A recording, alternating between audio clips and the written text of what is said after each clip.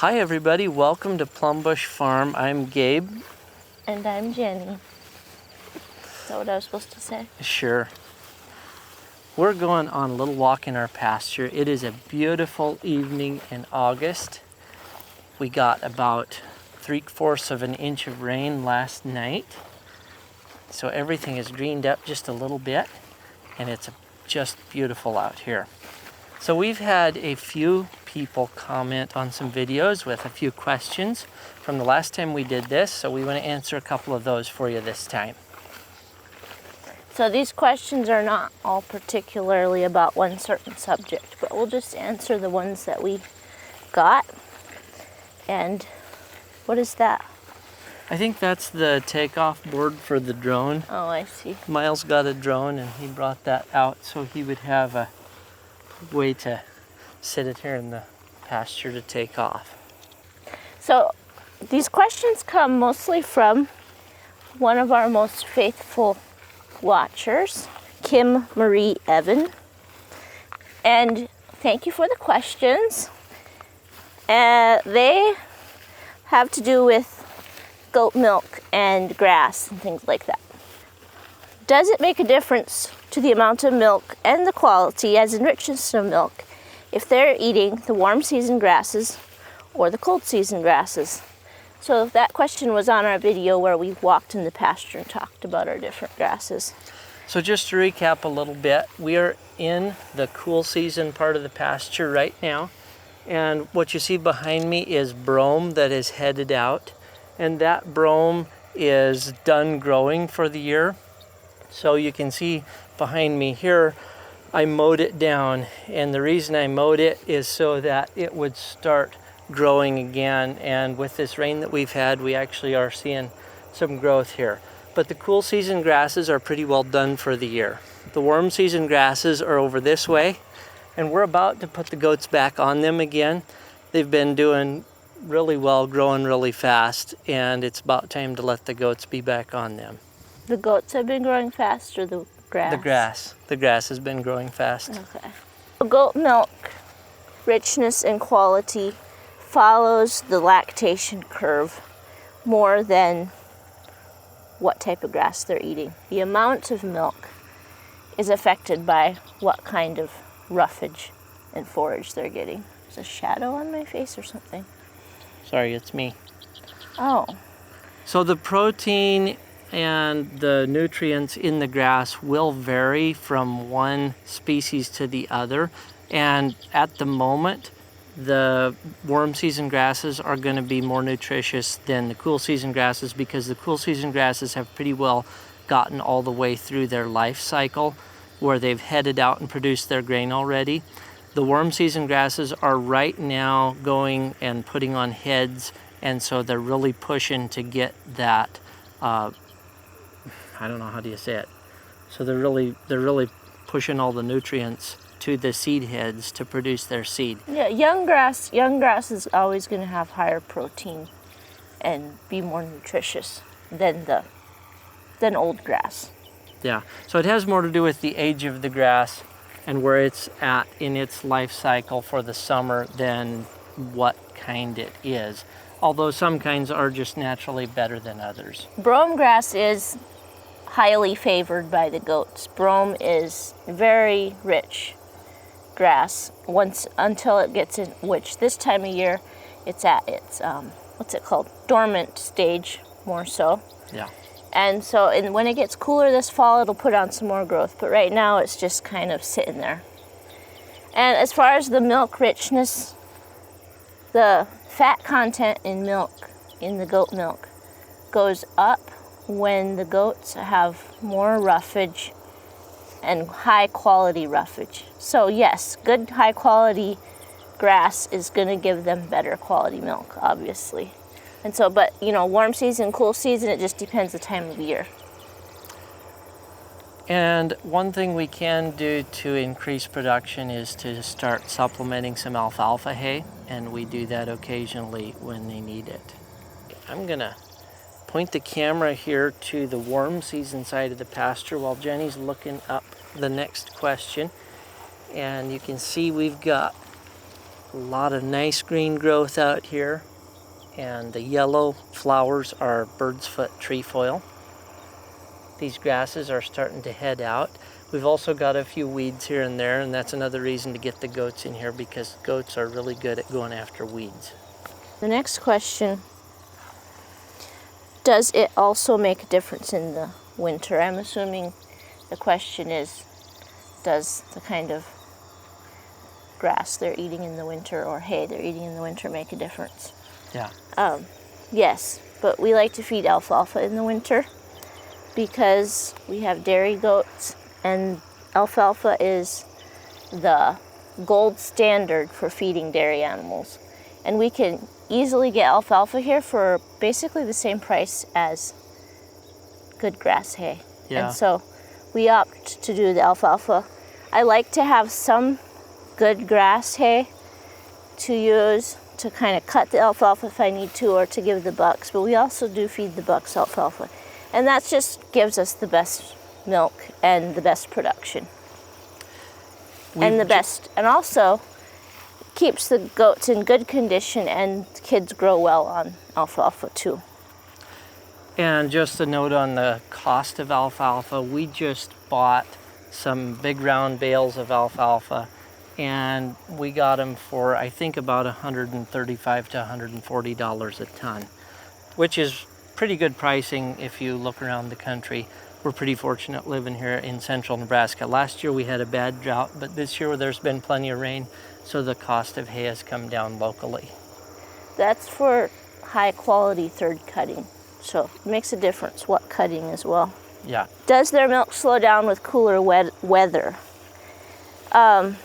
Not so much if they have good alfalfa. Their production slows down in extremely hot weather, and their production slows down throughout their lactation. So the production will fluctuate depending on weather throughout the year. Yeah. But it steadily declines after they peak at about 12 to 14 weeks fresh. It's more like 8 to 12 weeks fresh. Yeah. And then it slowly goes down throughout their lactation. So when they first kid, their milk kind of slowly comes in for about, 6 weeks? About. Yeah, it basically, depends on as the their dough, kids grow, their kids require more milk, and so they kind of naturally, their lactation kind of naturally increases to about 6 weeks or so. And then after that, it kind of stays steady and starts to taper off, depending a lot on the dough. Yeah, so I've noticed with my herd, and we have Nigerian dwarf, that they peak early on. They peak at 6 to 8 weeks. Sometimes it's 12 weeks. But so we're on milk test, I really like to get that 4-week test in and an 8-week test in to actually get their peak numbers. A full lactation for Nigerian dwarfs is going to be 305 days. Well, a full lactation for any dairy animal is 305 days, and that's for cows or goats. Okay, all right. So on test though, in order to earn the Milk Star and get the advanced registry Milk Star, you have to get to 240 days and 8 tests. So the shortest lactation I can do and still get all the Milk Stars or whatever is 240 days. Okay. So you can cut it a little shorter. You don't have to do the 305 days. Okay, well, Jenny looks at another question. I'm going to flip this around and show you something that is a real problem we have of pests this year. And it's starting to get a little bit dark out here, so I don't know if you can see this, but we have so many grasshoppers out here. It is just kind of gross, to be honest. Along with the question if the cooler weather makes a difference for their milk production, Nigerian dwarf goats are extremely hardy.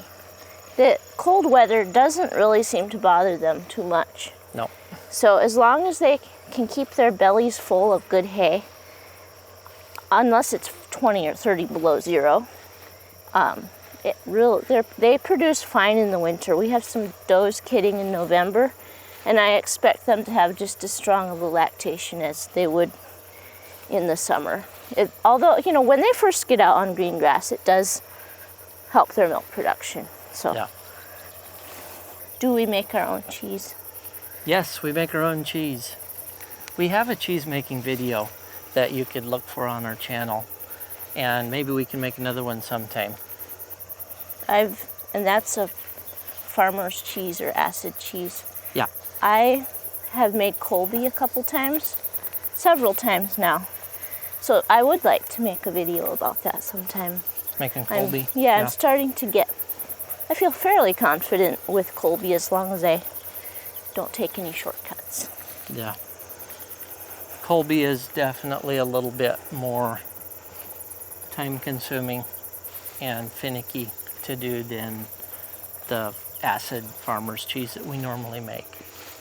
I have tried mozzarella, and I don't enjoy making mozzarella, and it does not turn out for me very often.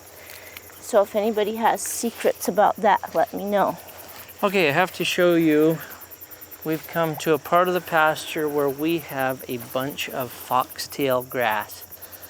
And foxtail grass is an annual grass, which means it reseeds every year.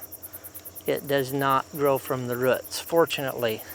It is a horrible grass that is very hard on the goats. The goats will eat it when it's small, but when it gets to be the size this is, they just won't eat it. It tears their mouth. If they accidentally do eat the foxtails, and you can see why it's called foxtail grass when you look at these seed heads. And as you get farther into fall, these seed heads get dry and they fall down. And then when you walk by, they get stuck in your socks and they have these bristles on them.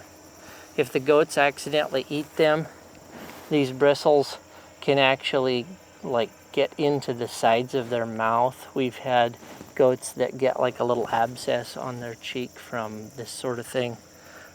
It's really not a nice kind of grass.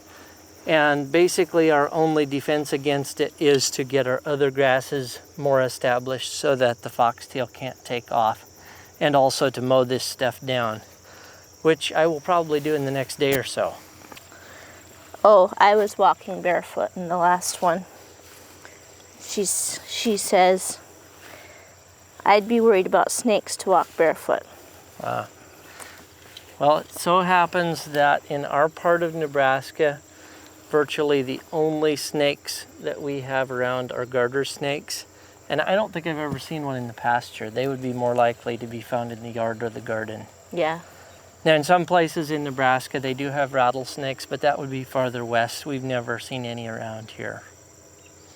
So we're not worried about snakes. And I do have my shoes on this time. So in the late summer, there's more pricklies in the grass than there is in the spring. Is there a big call for goat milk? And does it taste much different to cow's milk? Does it have the same lactose?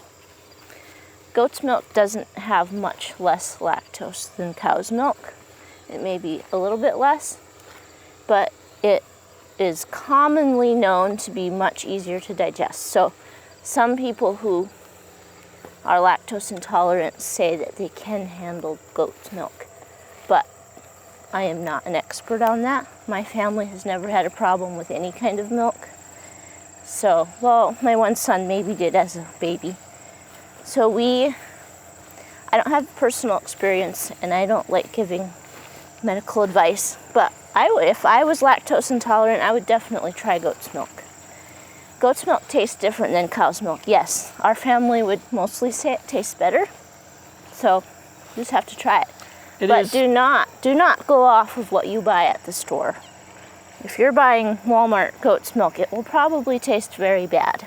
Yeah, that's enough to turn you off forever probably, unless that's the kind of flavor that you like. And some people like that strong goaty flavor, like with goat cheese and so on. We don't like that. As far as the flavor of the milk, I enjoy it But my taste buds are not as finicky as some people's, I guess. Our children pretty much all prefer the goat milk. One thing about our goat milk is the butter fat tends to be about, what, 6% roughly? Between 4.5% to 6%, Okay. yeah. And so the whole milk that you would buy at the store, the whole cow's milk, is 3%? I think 3.5%. Maybe I'm not sure. 3.5%. So in any case, our milk tastes more creamy than the whole milk that you buy at the store. And so when we buy cow's milk, because when our goats all dry up, there's usually a couple months where we have to drink cow milk, and it tastes watery to us. And also, after being on goat's milk for, a couple years now, anytime I drink cow milk, I think cow milk has a bad flavor that I never noticed back when I used to drink cow milk all the time. Well, I would say that for goat milk has caprolic acid, I'm not sure, in it. And the older it gets, the more that flavor comes to the front. And so, what did I say? The older it gets? Yeah. So fresher goat milk usually always tastes better, obviously, but that's true for anything you're eating.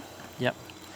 Well, we've made it all the way around the pasture and all the way into our yard where the goats are behind the barn. We've got our milking done for the day. It's a beautiful, cool evening. Oh, he's still flying his drone up there. Oh, there's And look Miles' at the drone up in the dragonflies. sky. I don't know, you probably can't see that. Dragonflies all over up there too. Yeah. Okay, it's time to introduce goats. We'll introduce our first and favorite first freshener. Now, it's debatable whether she's our favorite because Essie might be our favorite. But this is Fancy. Fancy is a very good girl. She behaves on the stand. She's a beautiful doe. And she's out of Ginger, who is out of Butterscotch. So this is Fancy. Her full name is Ginger's Fancy. So you can see why she's called Ginger's Fancy, see? Yep, they look very, very much like mother and They look daughter. very much like each other. And Ginger's Fancy is a pretty doe. And she has nice big teats for such a young doe. Pretty good milk production. She's just a good girl. So that's Ginger's Fancy. She's not a stinker. She's just pretty, calm, and respectable. Just like her mom. This is Ginger. She's not allowed to be the herd queen because her mom is the herd queen.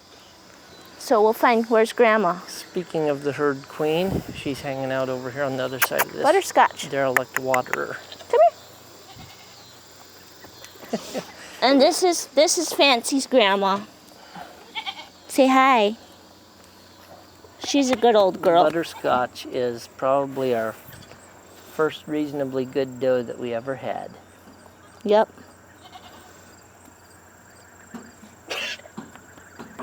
She's actually my favorite goat. Yeah. You knew that too, right? All right, well, that is probably going to wrap it up for tonight. We are running out of light. I hope you enjoyed our little walk through the pasture. I hope this answered some of the questions for you. And if you have any more, feel free to drop them in the comment section here, and we'll be glad to take a look at them. As always, like and subscribe if this is the kind of content you enjoy. Thanks for coming by. We appreciate it. And don't forget to ring the notification bell. Don't put that Like a true professional.